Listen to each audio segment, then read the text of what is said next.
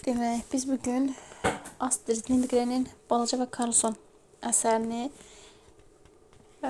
oxuyub, daha sonra təhlil etməyə çalışacağıq. Qeyd edim ki, Balaca və Karlson həcmcə biraz böyük əsərdir. Ona görə də yəqin ki, bir neçə yarımbaşlıq şəklində, daha doğrusu əsər özü yarımbaşlıqlara bölünübdür. Mən də həmin yarımbaşlıqlar şəklində səsləndirəsiyəm. Daha sonra əsərimizi təhlil edəcəyik. Başlayaq ilk yarımbaşlığımıza. Damda yaşayan Karlson. Stockholm şəhərinin ən adi küçəsinin ən adi evində Svantesson soyadlı çox adi bir İsveç ailəsi yaşayırdı. Bu ailə ən adi atadan, ən adi anadan və onların ən adi 3 uşağından, Bosse, Betan və Balacadan ibarət idi. Balaca həmişə deyirdi, mən heç də ən adi balaca deyiləm.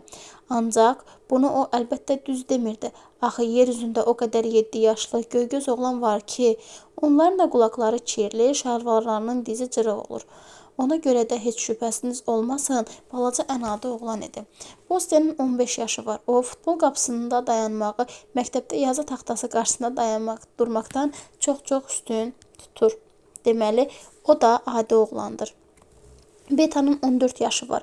Onun da hörükləri başqa adi qızların hörüklərinə bənzəyir. Bu evdə yalnız bircə qeyri-adi bir məxluq var ki, bu da damda yaşayan Karlsondur. Bəli, o damda yaşayır. Elə bu cəhətin özü qeyri-adidir. Bəlkə o biri şəhərlərdə vəziyyət başqa cürdür, lakin Stockholmda kimisə damda yaşadığını görən olmayıb. İndi təsəvvür edin ki, Karlson damda yaşayır. Özü də məxsusi xudmani bir evdə. Karlson balaca boy, bir qədər özündən razı, tosqun adamdır. Üstəlik hələ uça da bilir. Əlbəttə, təyyarə və helikopterlərdə hamı uça bilir. Karlson isə təsəvvür edin ki, özü uçur. Qarnındakı düyməni basan kimi kürəyindəki məzəli mühərrik işə düşür. Mühərrik işə düşən kimi Karlson hərəkətsiz durur. Mühərrik var gücü ilə işləməyə başlayanda Karlson havaya qalxıb uçur. Özü də uça-uça ehmalca yellənir. Bu vaxt o özünü elə dartır ki, elə bil direktordur. Ancaq bilmirəm, kürəyi propellerli direktor olur ya yox. Damdakı kiçik evində Karlson çox rahat yaşayır. Axşamlar o artırmada əyləşib tənbəki çubuğunu çəkir və ulduzları seyr edir. Damdan ulduzlar daha aydın görünür. Pəncərədən heç vaxt belə gözəl mənzərə ola bilməz. Ona görə də damda yaşayanların sayının azlığını ancaq təəccüb edirsən. Görünür, damda yaşamaq başqalarının ağlına gəlmir. Axı onlar Karlsonun damdakı evindən xəbərsizdirlər. Axı bu ev iri bacanın dalındadır. Ötəri baxanda görünmür. Bir də damdakı kiçicik ev yaşlı adamların diqqətini heç cəlb edər. Lap bu ev ayaqlarına da ilişsə əhəmiyyət verməz, keçib gedərlər. Bir baca təmizləyən qəflətən Karlsonun evini gördü. O təəccüblə öz-özünə dedi, qəribədir, bu evdir belə, ola bilməz, damda da ev olar, bu ev damda nə gəzir? Sonra baca təmizləyən bacaya girdi, evdə büsbütün yadından çıxdı. Bir daha bu evi xatırlamadı. Karlsonla tanış olmağına balaca çox sevinirdi. Çünki Karlson uçub gələndə məzəli hadisələr baş verirdi. Karlson özü də deyəsən balaca ilə tanışlıqdan razı idi. Hər nə deyirdisə, ancaq heç kəsin xəbəri olmayan kiçicik bir evdə tənha yaşamaq o qədər də ürəkaçan iş deyildi. Axı yanından uçub keçərkən Karlson salam deyəcək bir adamın yoxsa bu ancaq sənə kədər gətirə bilər. Onların tanışlığı uğursuz bir gündə baş verdi. Həmin gün evin son beşiyi olmaq balacaya sevinç gətirməmişdi. Son beşik olmaq bilirsiniz necə gözəldir. Axı ailə üzvlərinin ən kiçiyini, son beşiyini ailənin bütün üzvləri çox sevir. Hərə onu bir cür əzizləyir. Həmin gün isə hər şey əksinə oldu. Şalvarını ilişdirib cırdığı üçün anası onu danladı. Betan üstünə çığırdı ki, burnunu sil. Məktəbdən gec qayıtdığına görə atası ona acığı tutdu və dedi, küçələrdə veylənirsən. Küçələrdə veylənirsən demək asandır. Axı ata hardan biləydi ki, balaca məktəbdən qaydanda küçədə bir küçüyə rast gəlib. Bu gözəl küçük balacanı imsiləyib, elə sevinclə quyruğunu bulayırdı ki, elə bil deyirdi, məni özünlə apar.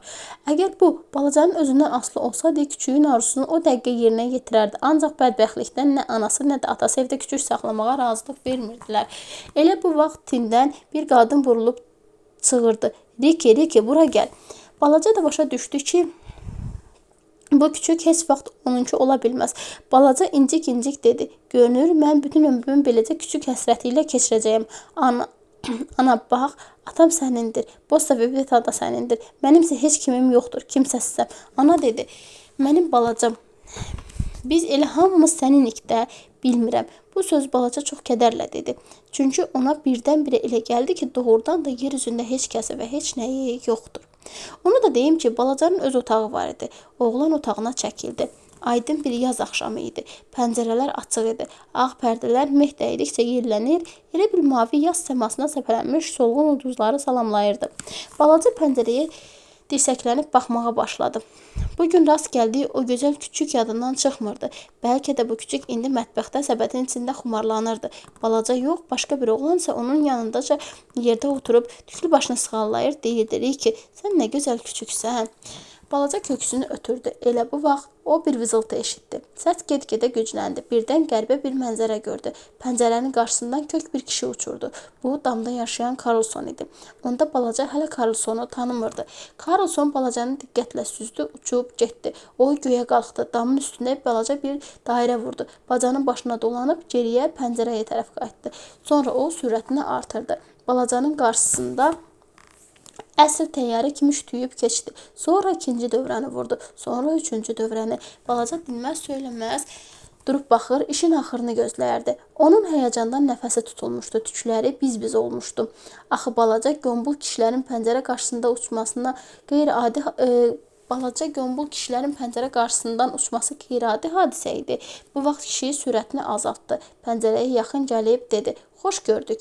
Olarmı bir anlıq bura qonum?" Balaca o saat dedi: "Əlbəttə, buyurun." Sonra əlavə etdi: "Nədir? Yoxsa uçmaq çətindir?" Karlson qürurla söylədi: "Mənim üçün qətiyyən çətin deyil. Mən dünyanın ən mahir uçanıyam.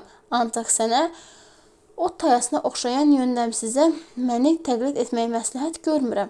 Balaca ot tayası sözündən incimədi. Ancaq belə qərara gəldi ki, heç bir vaxt uçmasın. Karlson soruşdu: "Adın nədir?" Balaca: "Əsl adım Savanta.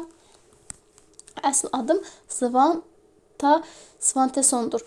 Mənim isə adım təəccüblü olsa da Karlsondur. Sadəcə olaraq Karlson. Vəssalam, xoş gördük balaca." "Xoş gördük Karlson." Karlson soruşdu: "Neçə yaşın var?" Balaca cavab verdi: 7. Karlson dedi: "Çox gözəl. Söhbətimizə davam edək." O qısa yorğun ayaqlarını pəncərədən içəri aşırıb evə girdi. Karlson özünü yekə kişi kimi yox, uşaq kimi apardığını görən balaca xəbər aldı. "Bəs sənin neçə yaşın var?" Karlson da öz növbəsində soruşdu. Mənim neçə yaşım var? Mən indi həddi buluğa çatmışam. Bundan savayı sənə heç nə deyə bilmərəm." Balaca həddi buluğa çatmağın nə demək olduğunu başa düşmürdü. Bəlkə elə balacanın özü də kişidir və xəbəri yoxdur ki, əsl kişi həddinə çatıb. Buna görə də ehtiyatla soruşdu: "Kişi əsl həddə neçə yaşda çatır?" "Hər yaşda," deyib Karlson özündən razı halda gülümsündü. "Hər yaşda? Bu ancaq mənə aiddir. Mən qəşəng, ağıllı və həddi buluğa çatmış sağlam kişiyəm."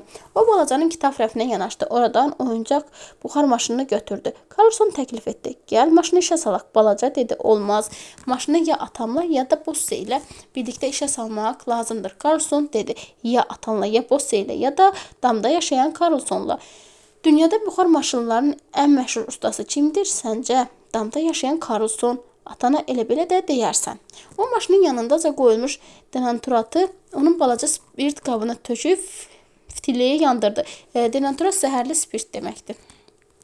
Karlson dünyanın buxar maşınları üzrə ən məşhur ustası olsa da denaturatı çox göndəmsiz tökürdü. Elə hey dağıdırdı. Bir də gördü ki, kitab rəfində denaturat görün. Necəsə əmələ gəldi. Spirt o saat o tutdu. Par-par paradayan rəfdə alovun göyümtül dilimlərə atılıb düşməyə başladı. Balaca dəhşətlə çığırıb kənara sıçradı. Karlson totuq əlini yelləyərək dedi: "Sakit, bircə sən sakit ol." Lakin alovu görən balaca sakit ola bilmirdi. O cəld əskini qapıb alovu söndürməyə çalışdı.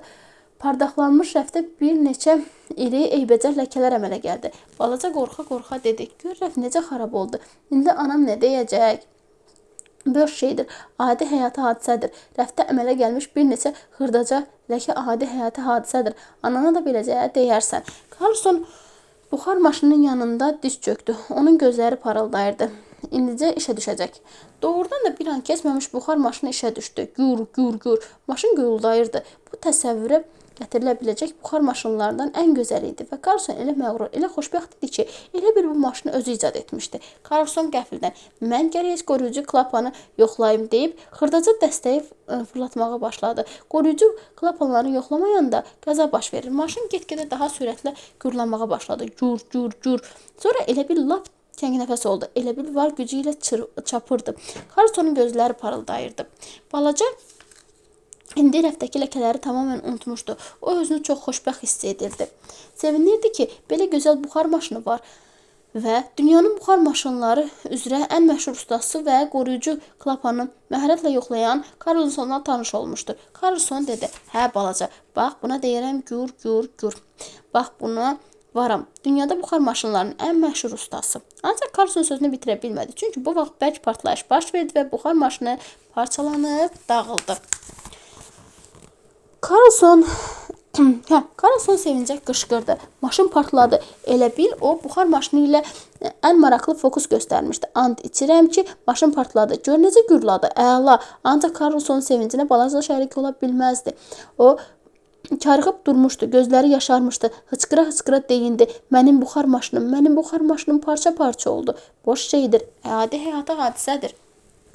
Karlson etinasızlıqla totuq əlini yellədi. Sonra da totuq biraz kök, yəni dolu əlini yellədi deməkdir. Sonra da balacanı arxayın edərək dedi: "Mən ən yaxşı maşınımı sənə verərəm." Balaca təəccüblə soruşdu: "Sən verəcəksən?" "Əlbəttə, orada yuxarıda bir neçə min buxar maşını var." "Necə yəni yuxarıda?"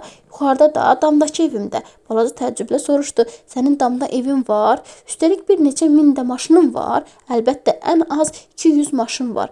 Balaca sevincək dedi: "Sənin evinə elə getmək istərdim ki, heç inanmaq olmurdu ki, damda balaca ev var və Karlson orada yaşayır." Balaca dedi: "Bir işə bax ha, ev başdan başa buxar maşını ilə doludur. 200 maşın." Karlson dedi: "Əlbəttə, mən orada nə qədər maşın qaldığını dəqiq saymamışam, ancaq bir neçə düşündən az olmaz. Sən maşınlarının birini mənə verərsən?" "Əlbəttə, elə indicə yox. Əvvəlcə mən gərək bir qədər ora-burasına baxım, qoruyucu klapanları yoxlayım və s. Sakit, bircə sən sakit ol. Maşını bu günlərdə alacaqsan." Balaca dağılmış buxar maşının hissələrini yerdən yığmağa başladı. O təlaşla dedi: "Atamın necə acıqlanacağını təsəvvür edirəm." Karlson təəccüblə qarşılarını dartdı. "Elə buxar maşınına görə? Bu ki boş şeydir, adi həyata hadisədir. Belə şeyə görə həyəcan keçirməyə dəyərmi? Sən atana elə belə də de. Mən bu sözləri ona özüm deyərdim, ancaq tələsirəm. Daha ləngiyə bilmərəm. Bugün sənin atanla görüşə bilməyəcəyəm. Mən gərək evimə uçam. Görəm orada nə var, nə yox." Balaca dedi: "Yaxşı sən otağıma gəldin. Əlbəttə buxar maşını. Sən yenə də uçub buraya gələcəksənmi?" "Sakit, bircə sən sakit ol." deyərək Karlson qarnındakı düyməni bastı. Mühərrik işə düşdü, ancaq Karlson durub gözləyirdi. Propellerin var qüvvəsi ilə işləməsini gözləyirdi. Nəhayət, Karlsonun ayaqları yerdən üzüldü. O havada bir neçə dövrə vurdu. Mühərrik nədənsə şıltaqlıq edir. Gərək emalatxanaya gedib yağladım. Doğrudur, bunu mən özüm də bacararam. Ancaq tərs kimi vaxtım yoxdur. Yəqin ki, emalatxanaya gedəsi olacağam. Balaca da düşünür ki, belə etsə yaxşıdır. Karlson pəncərədən çölə uçdu. Onun xırdaca tosqun bədəni ulduzlar səpələnmiş bahar səmasında aydınca seçilirdi. Balaca əlvida. Karlson totuq əlini yellədərək gözdən itdi.